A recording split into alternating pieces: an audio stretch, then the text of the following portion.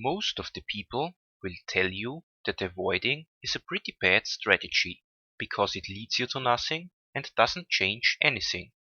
At least avoiding has a negative connotation. I'm sure there are lots of people on the internet that create videos and texts that should motivate you to stop avoiding, taking a risk and start fighting for what you want. Well, I'm not one of these persons, and this video will be the opposite of the texts and videos they are creating.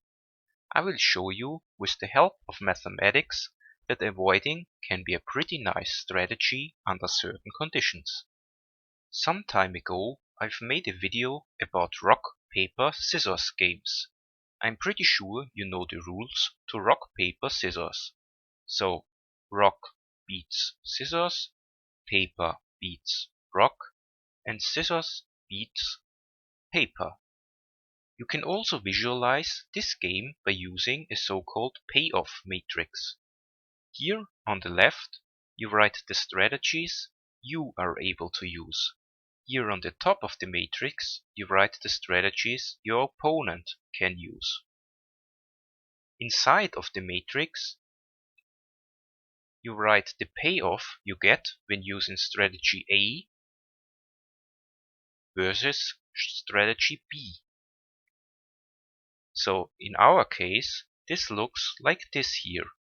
So +1 means you win the game, -1 means you lose the game, and 0 means a draw. For example, when you use rock against rock, you get nothing, so this is a draw, 0.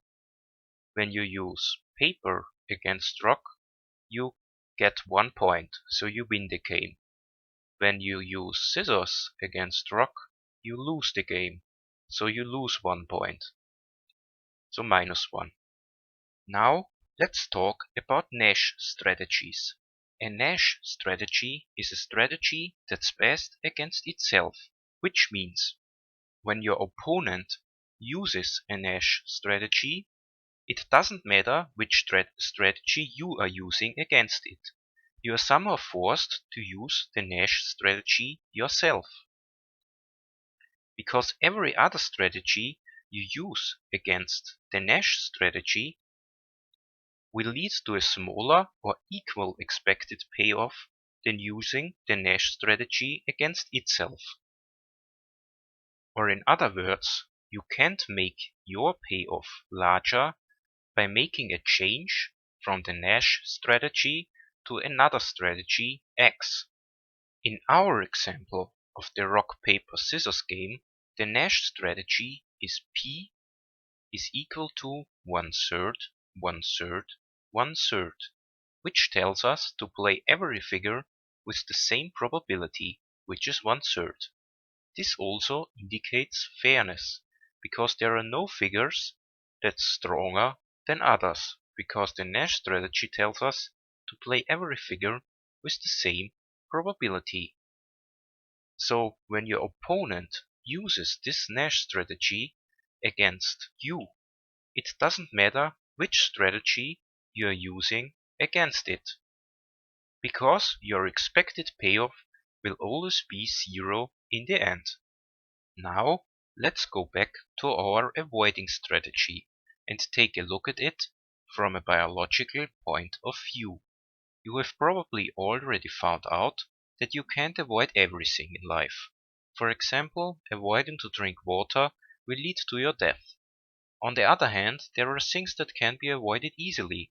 For example, to start an argument with a person you don't like. So the important question now is, when should I avoid something, and when should I choose a more active or aggressive approach in an interaction? Let's take a look at a very simple biological problem where two animals, or people should also work, are competing for some kind of resource. They have to choose between two strategies, fighting or avoiding. So avoiding the fight. When visualizing the game in a matrix, it looks like this here. Let's explain the numbers. So first of all, A is a positive number and it somehow describes the resources. If both players or animals decide to avoid fighting, they don't get hurt and have to share what is available. So in this case, both players decide to avoid the fight, so they have to share what is available, which means the payoff is A half. So this describes this value here, which is the situation for both players avoid the fight. So this here is some kind of a compromise and a win-win situation for both you and your opponent. When you are avoiding the fight and the other player chooses a more aggressive approach in the interaction, you are running away from the fight. This means you don't get hurt, but you have to look somewhere else for what you want. This describes this zero here. So when you are running away while the other person wants to fight, you get nothing from the interaction. You have to look somewhere else for the things you need.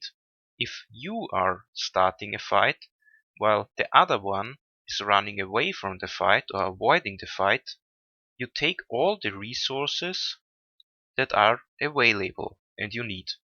So this describes this A here, which means you are fighting, the other one is running away, and you take everything you need. So the other one avoided the fight, so he can't prevent you from doing so. The last option is that you are starting a fight while the other one is successfully fighting back, which means that you and your opponent will get hurt in the process. Or in other words, the fight will have a negative effect on you. This is why D is larger than A, which means that fighting is hurtful or stressful. So this number here is a negative number. Let's calculate the Nash strategy for this game here. In this case, the Nash strategy is the probability vector P is equal to 1 minus A divided by D and A divided by D, where this value here describes the probability to avoid the fight in the process of playing this game here, and this value here describes the probability to use the fighting strategy in the process of this game here. Let's take a closer look at the Nash strategy. So first of all, don't forget what the number D was. So this number here. D is the number that describes how much it hurts you when you and your opponent are fighting or having an argument or similar things. The larger D becomes, the more damage you and your opponent will get when fighting each other. So this shows this value here. So the larger D becomes, the more damage you and your opponent will receive when they are fighting each other. When the damage D becomes very large, this number here, A divided by D, will become close to 0. On the other hand, when D becomes very large, this here will be close to 0, so this value here, 1 minus A divided by D, will be close to 1. So if D becomes very large, then this value here will be close to 0. So this here will be close to 0 and this here will be close to 1. Which means if a fight or interaction between two players, persons or animals is too damaging for each of them, avoid with a higher frequency. So when the damage is too high that the two players will receive when fighting, use the avoiding strategy, so this here, with a higher frequency.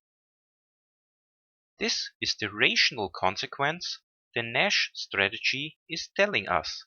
So keep playing the avoiding strategy with a higher frequency as long as you know that the other option, the fighting option, will lead to too much damage for both of the players, because this value here will then become close to 1, and this value here, which describes the probability to fight, will be close to 0.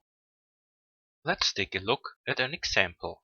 So we have two friends that try to decide who is allowed to watch his favorite show on the large TV. Both players have two strategies, the avoiding strategy and the conflict strategy or fighting strategy. I will now explain these numbers here. So first of all, when both players decide to avoid a conflict, this means some kind of a compromise.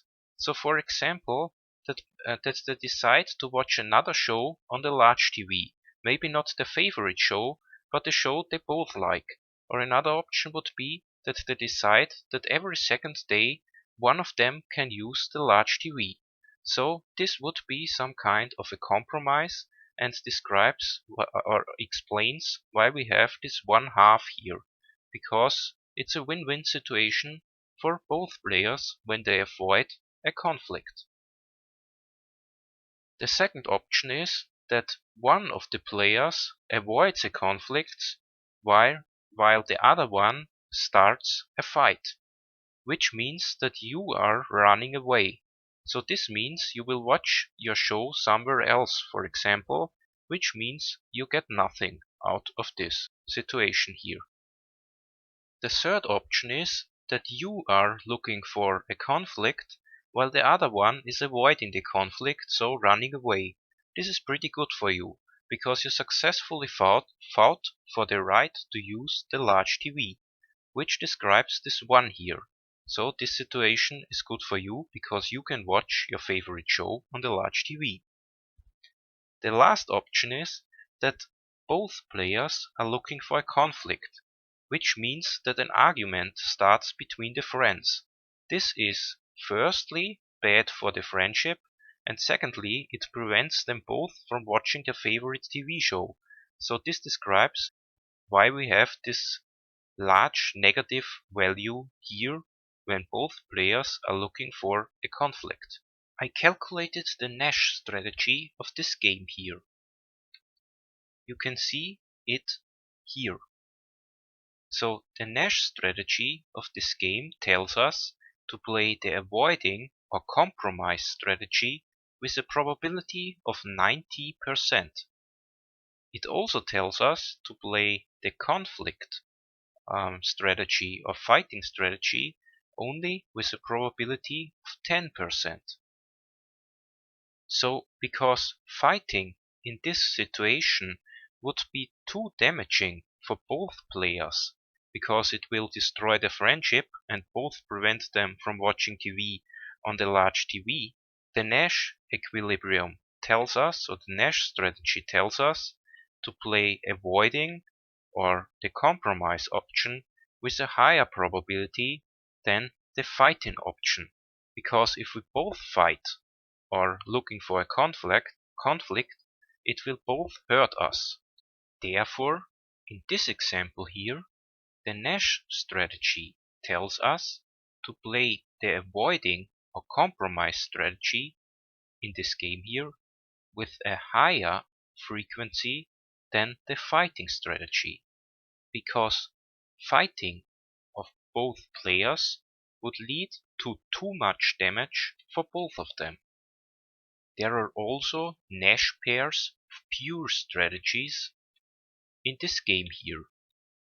So if for example your opponent is a person that tends to fight or argue a lot, which means that he never uses the avoiding a fight strategy, it's best for you to use the avoiding strategy against the fighting option, because your opponent is a person that will always use the fighting option.